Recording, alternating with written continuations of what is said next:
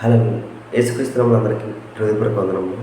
ప్రత్యేకమైన సమయంలో ప్రత్యేకమైన రోజు యొక్క వాగ్దానంతో మీ ముందుకు వచ్చినాను. దేవుడు ఈరోజు మనం అనుభవించిన వాగ్దానము యెషయా గ్రంథము 43వ అధ్యాయము 2-3 వచనంలో, నీవు అగ్ని మధ్య నడిచినప్పుడు కాలిపోవు, జ్వాలలు నిన్ను కాల్చవు, యెహోవానగు నేను నీకు దేవుడను. హల్లెలూయా. ఈ వాగ్దానం ద్వారా మనం రక్షించబడను గాక. ఈ వాగ్దానం ద్వారా మనకు విజయం కలుగును గాక. ఈ వాగ్దానం ద్వారా మనకు భద్రత కలుగును గాక. ఆమేన్. ఎప్పుడైతే ఇచ్చిన వాగ్దానం బట్టి నడుతామో అడిగిన సమస్తాన్ని దేవుడు మనకి అనుగ్రహిస్తాడు.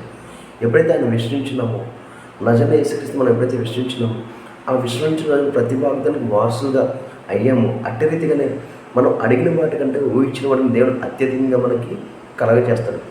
నిత్యం ప్రార్థనలు ఉన్నామనుకోండి, నీ ప్రార్థన అనేది నీ జీవితంలో ఎలా మారిపోతుందంటే నీ యొక్క విజయకరమైన మార్గంగా నీకు మారిపోతుంది. నువ్వు చేసే ప్రతి పనులు నీకు విజయం కలగాలంటే నువ్వు ప్రతిరోజు ఎప్పుడైతే ప్రార్థన ఏదో నిలకడై ఉంటావో, ఆ నిలకడ యొక్క దేవుని యొక్క సహవాసం ఏం చేస్తుందంటే ప్రతి విషయంలో నీకు తోడై ఉండి అక్కడ ఉన్న ప్రతి ఒక్క అపవాది క్రియలను తొలగించి దాని మీద నీకు విజయాన్ని అనుగ్రహించి నువ్వు చేసే ప్రతి పనిలో దేవుడు నీకు విజయాన్ని ఇస్తాడు. ఈరోజు ఈ వాగ్దానం ద్వారా నీ చుట్టూ ఉన్న ప్రతికూల పరిస్థితులు నీకు అనుకూల పరిస్థితులుగా మారును గాక. నీకు విరోధంగా తిరిగిన వారు ప్రతి ఒక్కరూ నీకు అనుకూలంగా మారును గాక. ఆమేన్.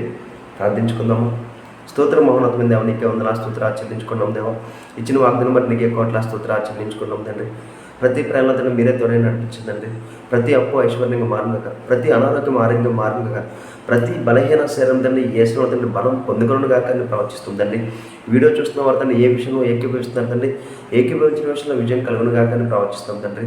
కావాల్సిన ప్రతి ఒక్కరికి కావాల్సిన ప్రతి ఒక్క సహాయం అందచేయమని నా జరుడైన యేసుక్రీస్తు వాడికి వేడుకొంచున్నాం తండ్రి. ఆమేన్.